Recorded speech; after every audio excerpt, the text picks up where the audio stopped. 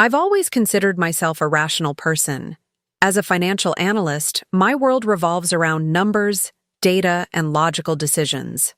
I'm Lauren Matthews, 29 years old, with a career I've carefully built over 7 years at one of Boston's top investment firms. My colleagues respect me for my calm demeanor and analytical thinking, even in high-pressure situations. This composure has served me well in my professional life. And unexpectedly, it became my greatest asset when dealing with the betrayal that was unfolding in my personal life. I met Derek 2 years ago at a friend's housewarming party. He was charming, with an easy smile and quick wit that made conversation effortless. As a marketing consultant for several local businesses, he had a way with words and could captivate anyone with his stories and ideas. We connected immediately, and within 6 months, he had moved into my downtown apartment. The first year was wonderful. Dinner dates, weekend trips, and thoughtful surprises. He was supportive of my demanding job, understanding when I needed to work late or spend weekends preparing for important client meetings. In return, I supported his somewhat unpredictable career. The marketing consultancy business had its ups and downs, and there were months when I covered more than my fair share of our expenses. I didn't mind. I believed in partnerships, and new careers could be uneven sometimes. The subtle shifts began around our 1-year anniversary. Derek started taking longer to respond to messages. He began having more networking events that ran late into the evening. His explanations became vaguer, less detailed. Small inconsistencies appeared in his stories.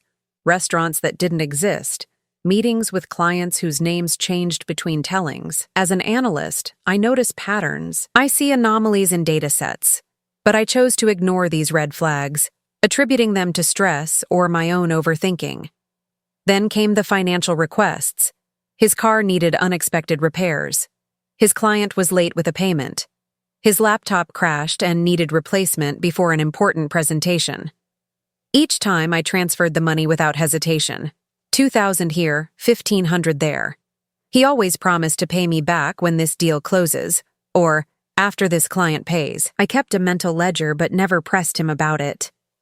The total had quietly grown to nearly $20,000 over 6 months.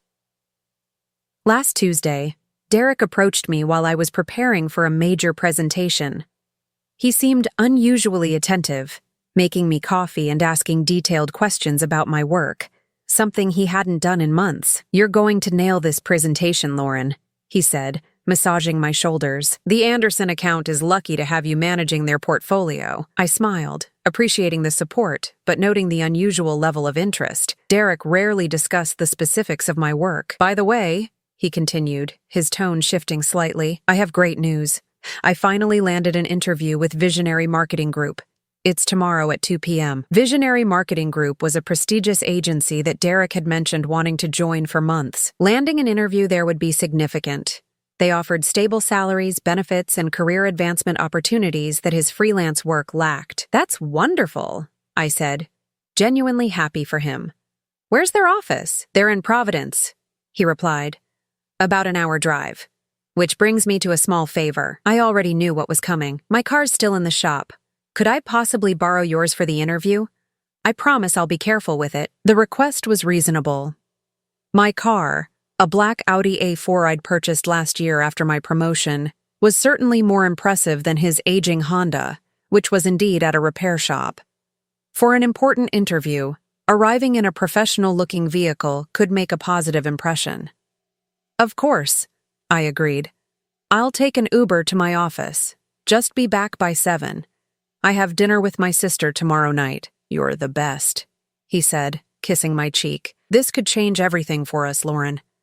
If I get this position, I can finally start paying you back everything I owe." That night, as Derek slept beside me, I lay awake, staring at the ceiling. Something felt off about his request, about his sudden attentiveness. After months of analyzing data at work, I developed an instinct for when numbers didn't add up, and Derek's story wasn't adding up. I reached for my phone and quietly opened the browser. I searched for Visionary Marketing Group Providence. Nothing relevant appeared. I refined my search. Visionary Marketing Group Rhode Island. Still nothing. I tried variations. VMG Marketing Providence. Visionary Agency Rhode Island. No results matched a legitimate marketing agency by that name in the area. A hollow feeling settled in my stomach. I set my phone down and turned to look at Derek's sleeping form. His breathing was deep and regular, his face peaceful in the dim light filtering through the blinds. I'd trusted him with my home, my car, my money, and my heart. But in that quiet moment, as the city lights cast shadows across our bedroom, I made a decision. I wouldn't confront him with suspicions and questions that he could easily dismiss or explain away. I needed data. I needed evidence. And I knew exactly how to get it. My car, the one he was so eager to borrow, had a built-in GPS tracking system linked to an app on my phone. It was a feature I'd rarely used, but tomorrow, it would become my most valuable tool. As Derek drove to his job interview, I would be watching his every move, collecting the data points that would either confirm my growing suspicions or put them to rest. I didn't feel anger yet, just a cold, analytical curiosity. Where exactly was Derek going tomorrow? And what would the data reveal about the man sleeping peacefully beside me, the man who might be constructing an elaborate lie? As morning broke, hello, subscribe to Secret Diary for more content. Thanks for your support. I moved through our apartment with deliberate normalcy, preparing coffee and reviewing my presentation notes. Derek emerged from the bedroom looking sharp in his best suit, a charcoal gray ensemble I'd helped him select and paid for last Christmas.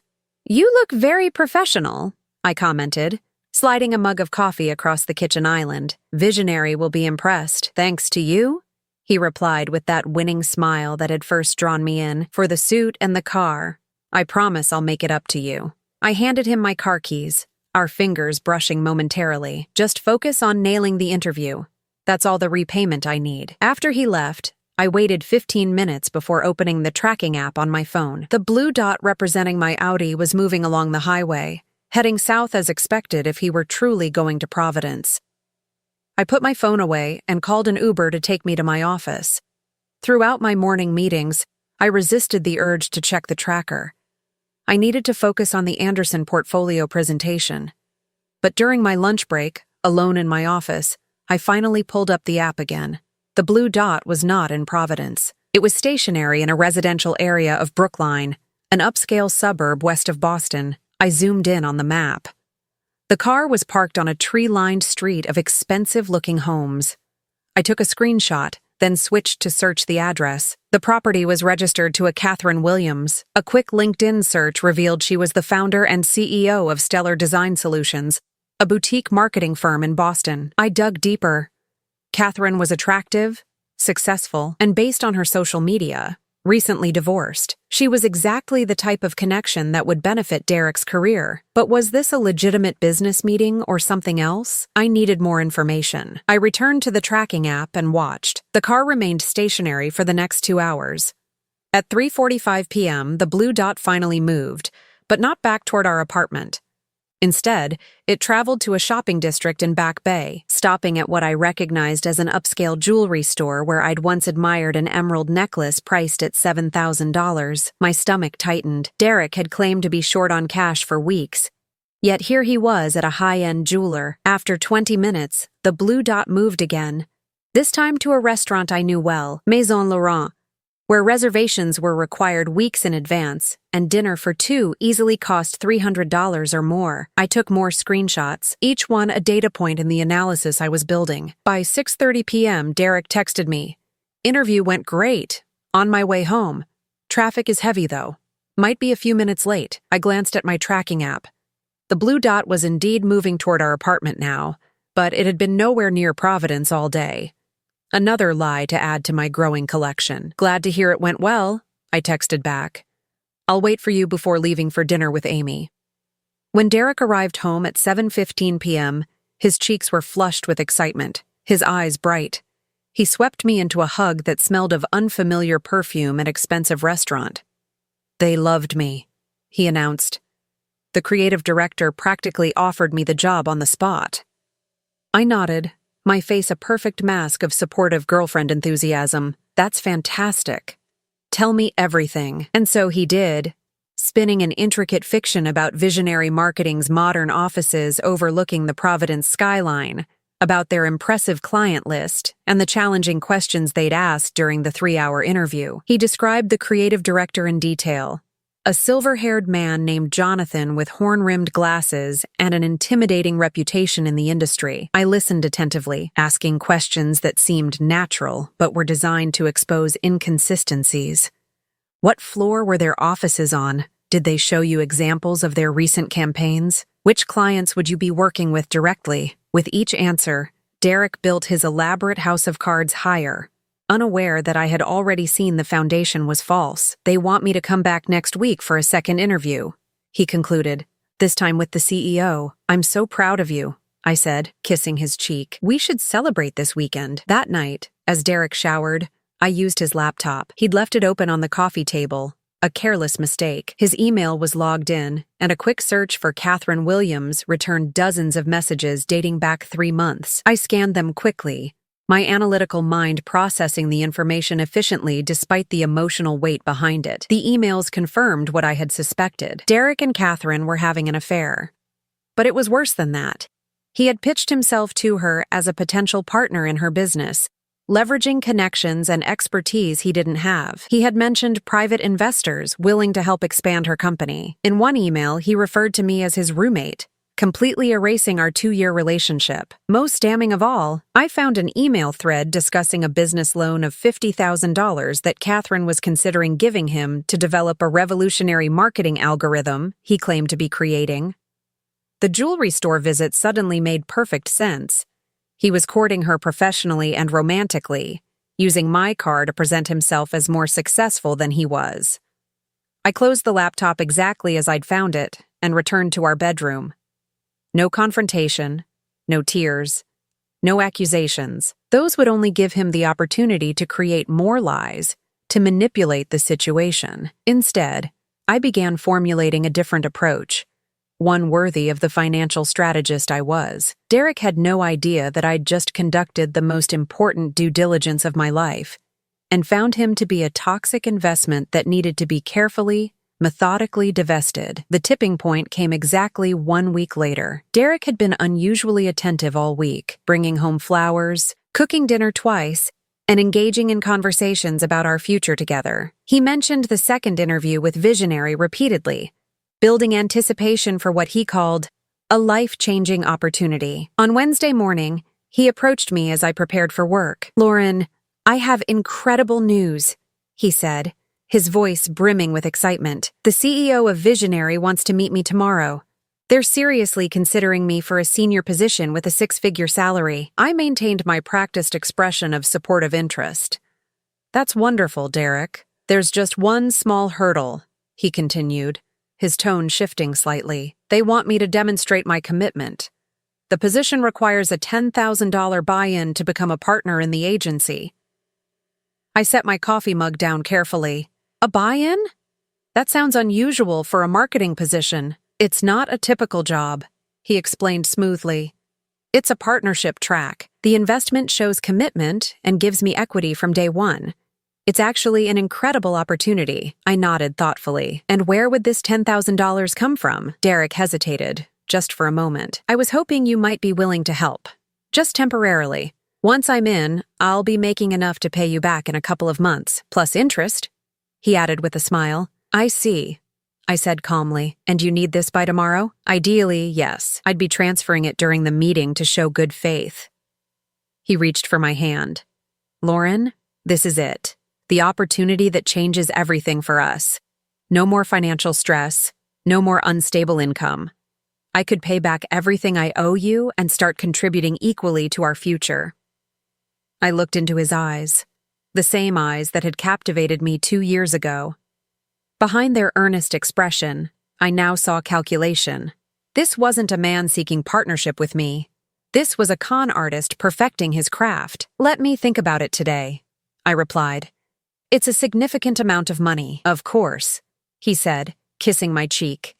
"Take your time. I completely understand." At work, I closed my office door and began methodically executing the plan I'd been developing all week. First, I called my bank and transferred all my money except for $2,000 from our joint checking account into a private account Derek couldn't access. I then called my credit card companies to remove him as an authorized user and requested new cards be issued. Next, I contacted my attorney, explaining the situation in clinical detail. I had already emailed him the evidence I'd collected: the GPS tracking data, screenshots of Derek's emails with Catherine, and documentation of the money he'd already borrowed. We discussed the legal options for removing Derek from my apartment, where he wasn't on the lease but had established residency. My final call was to Catherine Williams herself. This was the riskiest move, but potentially the most important. "Ms. Williams," I said when she answered, "you don't know me, but my name is Lauren Matthews.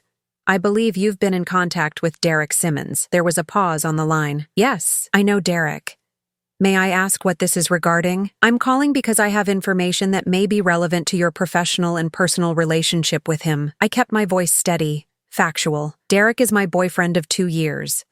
We live together, and he's been using my car to visit you while claiming to be at job interviews." The silence on the other end stretched for several seconds. "I see," she finally said, her voice noticeably cooler. "And why are you telling me this?" "Because I believe he's attempted to secure a substantial loan from you based on misrepresentations about his expertise and connections. Before you make any financial decisions, I thought you should have all the facts. He told me he lives alone," she said quietly, "and that he's developing a proprietary marketing algorithm with backing from venture capitalists." "Derek doesn't have the technical skills to develop an algorithm," I replied. "He's been struggling to maintain his freelance business and has borrowed nearly $20,000 from me in the past 6 months. I heard her take a deep breath. "Thank you for this information, Ms. Matthews. I appreciate your candor. One more thing," I added. "Derek is planning to request $10,000 from me tomorrow, allegedly for a buy-in to a partnership position at a marketing agency in Providence. Given what I've learned, I suspect this money might actually be intended for you, perhaps as a first installment toward the larger loan he's been discussing." "50,000, she confirmed, her voice hardening. "For a business expansion that would supposedly triple returns within a year." We spoke for a few more minutes, comparing notes on Derek's deceptions. Catherine, a successful businesswoman, was understandably angry, but also grateful for the intervention before any money changed hands. We agreed to stay in touch regarding Derek's future approaches to either of us. When I hung up, I felt strangely calm. The evidence was conclusive. The pattern was clear. Derek wasn't just cheating on me emotionally. He was running an elaborate financial scam targeting both myself and Catherine, potentially others I didn't even know about. That evening, I told Derek I would provide the $10,000. His face lit up with relief and what appeared to be genuine affection. He hugged me tightly, promising this would be the last time he needed financial help. I nodded against his shoulder, allowing myself one last moment of physical contact with the man I had once trusted completely. "I'll transfer it tomorrow morning," I said. "Just send me the account details." That night, as Derek slept peacefully beside me, I finalized the last details of my plan. There would be no dramatic confrontation, no emotional scene giving him the opportunity to manipulate me further. Just a precisely calibrated response that would dismantle his schemes as methodically as he had constructed them. Tomorrow, Derek would discover the true cost of betraying a financial analyst who specialized in identifying toxic investments and cutting losses with surgical precision. The next morning, I left earlier than usual for work, kissing Derek goodbye and promising to make the transfer by noon. "Good luck with your meeting," I said. "This is going to be a day you'll never forget." He had no idea how prophetic those words would be. At precisely 9:30 a.m., I began executing my plan. First, I sent an email to our landlord explaining that Derek would be moving out and requesting the necessary paperwork to remove him from the apartment's security access. I had already reviewed our lease agreement with my attorney and confirmed that as the sole lessee, I had the right to determine who lived in the space. Next, I contacted a locksmith and scheduled an appointment for 2 p.m., the time when Derek would be at his fictitious meeting with Visionary Marketing. I also arranged for a security company to meet me at the apartment and change the entry codes to our building. At 10:45 a.m., Derek texted me. "Just checking on the transfer. Meeting is at 2. Love you." I replied, "Working on it now.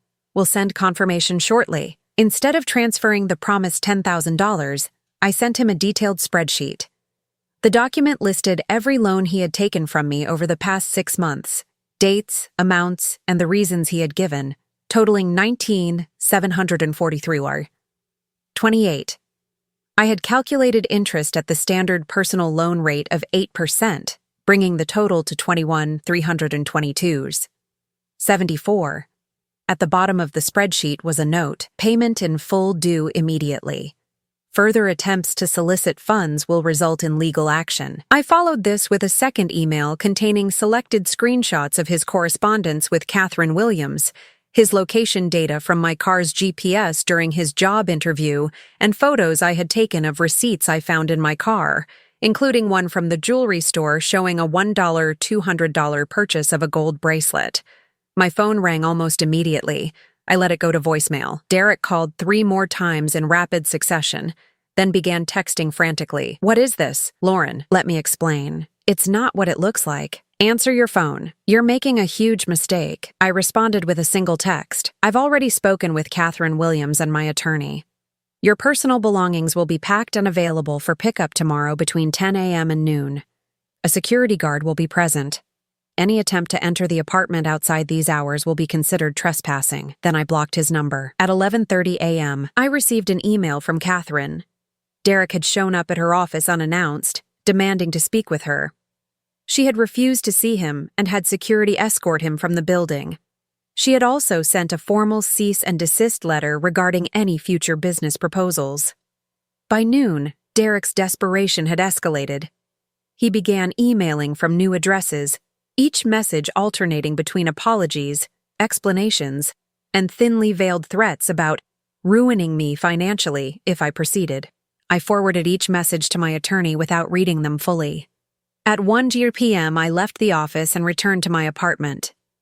I had already arranged for 2 colleagues from my firm's security team to accompany me, both former police officers who now handled protective services for our high-net-worth clients. They waited discreetly in the lobby while I went upstairs. The apartment was empty, but Derek had clearly returned and left in a hurry. Drawers were open, and some of his clothing was missing. In the home office, I discovered my laptop had been accessed, likely in an attempt to delete evidence of his communications with Catherine. Fortunately, I had already backed up everything to a secure cloud account. The locksmith arrived precisely at 2 p.m. and changed all the locks. The security technician followed, reprogramming the building entry system to deactivate Derek's credentials. By 3:30 p.m., the apartment was secure, and I began the methodical process of packing Derek's remaining belongings. I worked with cold efficiency, placing his clothes, books, and personal items into boxes labeled with his name. I found several items I had paid for: the expensive watch, the tailored suits, the high-end leather portfolio, and set them aside. These would be cataloged as partial repayment of his debt. At 4:15 p.m., the building manager called to inform me that Derek was in the lobby, demanding access. I confirmed that he should not be allowed upstairs, and that the police should be called if he refused to leave. 20 minutes later, the manager called again to report that Derek had departed after being informed that security footage of any disturbance would be provided to authorities. By 6 p.m., I had completed packing Derek's possessions. I instructed the security team to transport the boxes to a storage facility I had rented in Derek's name, with the first month prepaid. I emailed him the location and access code, along with a formal notice that any items not retrieved within 30 days would be considered abandoned property. As evening fell, I sat alone in my secured apartment, reviewing the day's events with the detached analysis of a financial post-mortem.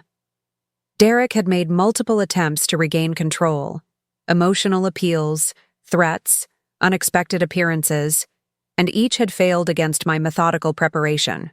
The most satisfying development came at 7:42 p.m., When I received an email from the human resources director at my firm, I had confidentially informed him of my situation and requested a review of any attempts by Derek to contact my colleagues or access company resources. The director reported that Derek had called the firm's main line multiple times, claiming to be my fiancé and demanding to speak with me regarding an urgent family emergency. Each attempt had been logged and denied per my instructions. I poured myself a glass of wine and opened my laptop to check my bank accounts one final time. All were secure, passwords changed, and two-factor authentication enabled. I had effectively sealed every crack through which Derek might attempt to slither back into my life. The quiet efficiency of my response had clearly disoriented him. He had expected tears, accusations, and the opportunity to manipulate my emotions. Instead, he had encountered the implacable force of a financial defensive strategy executed with precision, and I was just getting started. Over the next 3 days, Derek's increasingly desperate attempts to regain control became a case study in futility. He showed up at my office building only to be turned away by security. He sent emails from multiple new addresses, each blocked as quickly as they arrived. He even attempted to reach me through mutual friends, who, having been briefed on the situation, refused to become intermediaries. On day 4, I implemented the next phase of my plan: financial containment and reputation management. I began by contacting every business associate Derek had mentioned during our relationship. My approach was measured and professional. I'm reaching out regarding Derek Simmons, who I believe you may have worked with. I recently discovered concerning business practices that you should be aware of before entering into any financial arrangements. When they asked for details, I provided only documented facts: his pattern of borrowing money without repayment, his misrepresentations about his professional credentials, and his attempts to secure loans under false pretenses. I offered to share documentation if requested, but emphasized that my goal was simply to prevent others from experiencing financial harm. By the end of the week, Derek's professional reputation in Boston's marketing community was effectively neutralized. 3 potential clients contacted me to express gratitude for the warning, as they had been considering significant investments in projects he had pitched. The weekend brought a new development. Derek, apparently realizing that his Boston connections were compromised, attempted a different approach. He sent a formal-looking document to my work email, a settlement offer, proposing that in exchange for $5,000 in relocation assistance, he would refrain from pursuing legal action for defamation and unlawful eviction. I forwarded the document to my attorney, who responded with a counter-settlement. Derek would acknowledge his debt of 21s through 322s, 74, agree to a payment plan, and sign a non-disparagement agreement. Otherwise, we would pursue legal remedies, including a potential fraud case based on his pattern of deception. Derek's response was immediate and vitriolic, a lengthy email filled with accusations and threats. My attorney advised me that the message actually strengthened our position, as it contained admissions that could be used against him in court. 10 days after I had changed the locks, Derek's desperation reached a new level. I received a call from my mother, who lived in a suburb 30 miles outside Boston. "Lauren, dear," she said, her voice concerned, "a young man just came to the house asking for you. He said he's your boyfriend, and it's urgent that he speak with you." My pulse quickened. "Was his name Derek?" "Yes, that's it. I told him you don't live here, but he seemed quite upset. He said something about money you owe him and personal property you're withholding.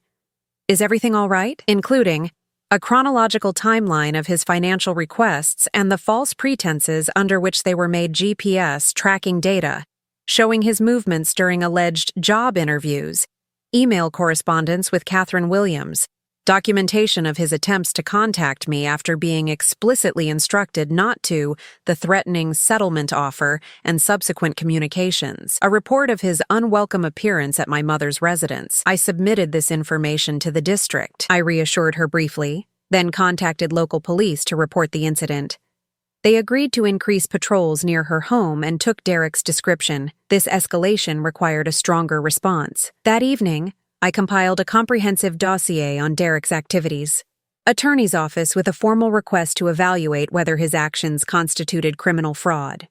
I also filed for a restraining order, citing his pattern of escalating behavior and unexpected appearance at my family home. The restraining order was granted within 48 hours. Police served Derek with the order at a motel outside the city, where he had apparently been staying since being locked out of my apartment. According to the serving officer, Derek appeared disheveled and agitated, but accepted the documentation without incident. 3 weeks after the initial confrontation, I received an unexpected email from Catherine Williams. She had been contacted by a woman named Jennifer Parker, who had dated Derek 6 months before he met me. Jennifer had a strikingly similar story. Derek had moved into her apartment, gradually borrowed nearly $15,000 for various business opportunities, and eventually disappeared when she began questioning his activities. Catherine had connected Jennifer with me, and we spoke at length, comparing experiences and filling in gaps in Derek's timeline. Jennifer provided additional documentation of Derek's fraudulent activities, which I added to the file with the district attorney's office. By the 1-month mark, Derek's options had narrowed considerably. His professional contacts had dried up. 2 potential fraud cases were being evaluated by authorities. A restraining order prevented him from approaching me or my family, and his financial resources, primarily obtained through deception, were dwindling. I received a notification from the storage facility that Derek had retrieved his belongings. The facility manager reported that he had arrived with a rented truck and a friend to help load the boxes. He had appeared subdued and had not attempted to contact me regarding the items I had withheld as partial debt repayment. That same day, my attorney received a communication from a lawyer representing Derek. The tone had shifted dramatically from his earlier threats. This letter acknowledged receipt of our settlement terms and proposed a structured repayment plan for the full amount, starting with an initial payment of $3,000 from the sale of his car. More significantly, the letter included a signed non-disparagement agreement and a statement accepting responsibility for misrepresentations regarding employment opportunities and the inappropriate solicitation of funds under false pretenses. My attorney advised that this represented a substantial victory. Derek was legally acknowledging his actions and committing to repayment. The agreement included provisions for wage garnishment if he defaulted and required him to provide his current address and employment information for monitoring purposes. I instructed my attorney to accept the terms with one addition. Derek would provide a written apology acknowledging the emotional and professional disruption his actions had caused. This wasn't about forgiveness. It was about creating a documented admission that would be invaluable if he ever attempted to mischaracterize our relationship in the future. 2 days later, we received the signed agreement with the requested apology. The letter was brief but comprehensive, acknowledging his pattern of deception, financial exploitation, and betrayal of trust. It concluded with a statement that he would comply with the restraining order and make no further attempts to contact me directly or indirectly. I filed the document alongside the other evidence I had meticulously gathered. Derek likely believed this was the end of the matter, that with the agreement signed and initial payment made, he could begin rebuilding his life elsewhere. He didn't realize that in financial strategy, containment is merely the prelude to neutralization. 6 months have passed since Derek's carefully crafted house of cards collapsed. The aftermath has unfolded exactly as I projected in my initial analysis, with a few satisfying developments I hadn't anticipated. Derek made the first 3 payments on schedule, then predictably defaulted. My attorney immediately initiated wage garnishment proceedings, which revealed that he had found employment at a small marketing firm in New Hampshire, undoubtedly by misrepresenting his experience and circumstances. I could have contacted his new employer with the documentation of his fraudulent history, but decided against it. The garnishment provided steady repayment, and more importantly, a constant reminder of the consequences of his actions. Catherine Williams and I maintained occasional contact. 3 months after our initial conversation, she messaged me about an industry conference where she had encountered Derek's new employer. Without explicitly revealing our connection, she had managed to convey enough information about his business practices to ensure he would be watched closely and kept away from financial decisions. Professional courtesy, she wrote to me afterward. One business owner to another, Jennifer Parker, Derek's previous victim, decided to pursue legal action after connecting with 2 other women with similar experiences. Their combined case resulted in a civil judgment against him and mandatory financial counseling. The judgment became a matter of public record, creating a permanent digital footprint that would appear in any thorough background check.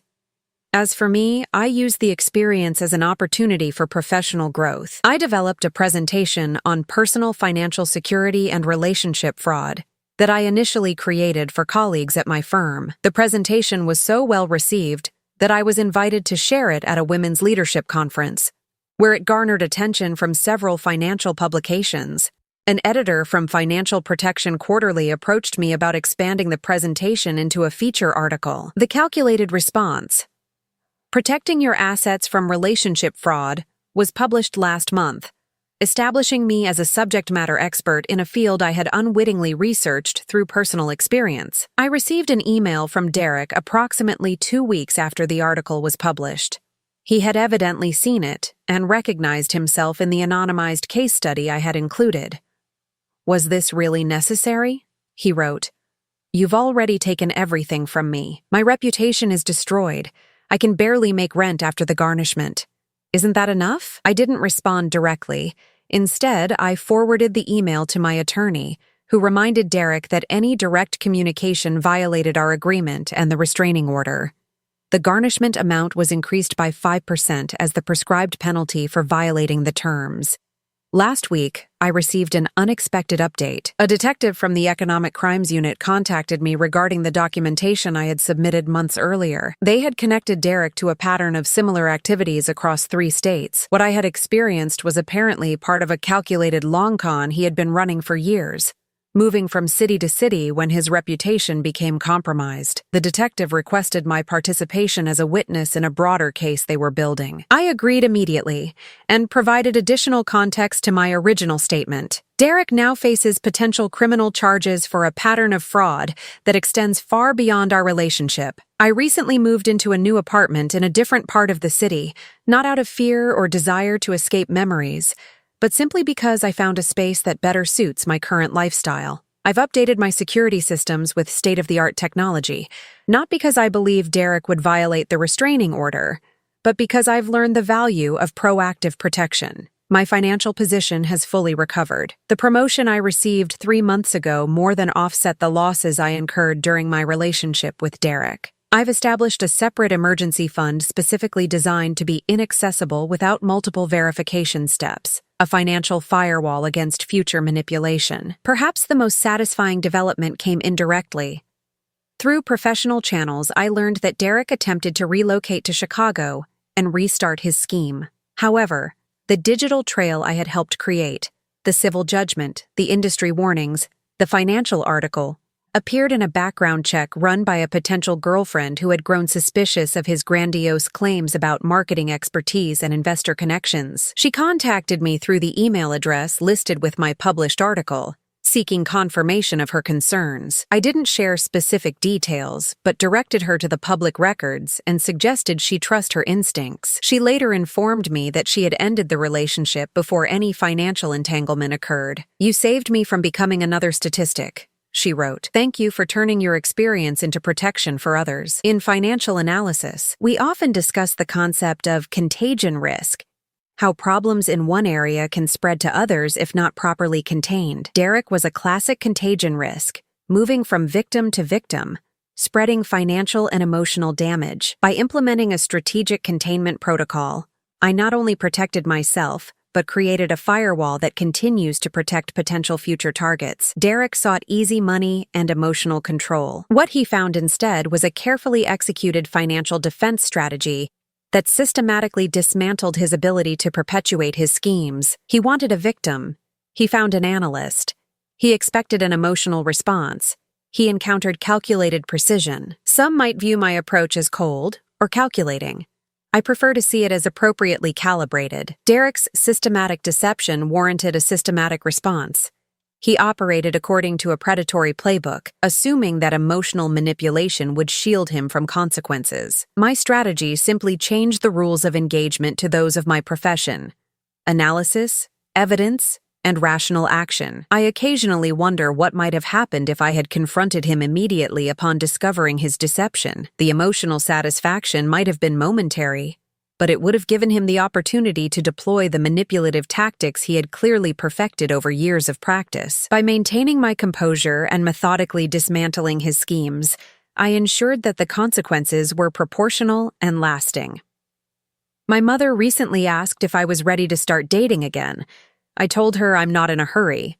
When I do, I'll approach relationships with the same clear-eyed assessment I bring to financial investments, evaluating patterns, verifying claims, and maintaining appropriate boundaries. This isn't cynicism, it's due diligence. The GPS tracking data that started this journey remains saved in a secure folder, not because I anticipate needing it again, but as a reminder that observation and analysis are powerful tools when confronting deception. Derek thought he was dealing with a love-blinded girlfriend. He never realized he was actually facing a financial analyst who specialized in identifying toxic investments and executing flawless exit strategies. In my profession, we don't celebrate when we successfully divest from a failing asset.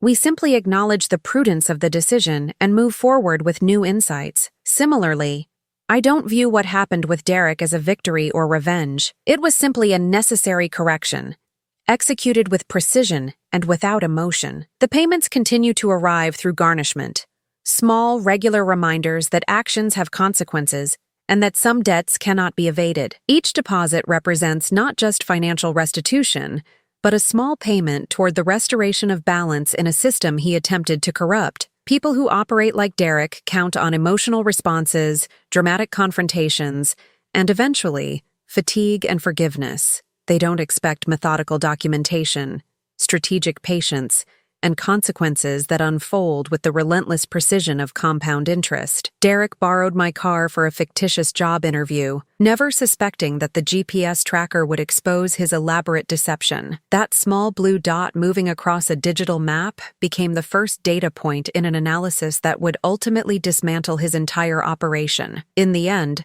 the most effective response to calculated deception isn't emotional outburst, but calculated correction. Derek learned this lesson too late. Others in my position might benefit from learning it sooner. Hello. Subscribe to Secret Diary for more content. Thanks for your support.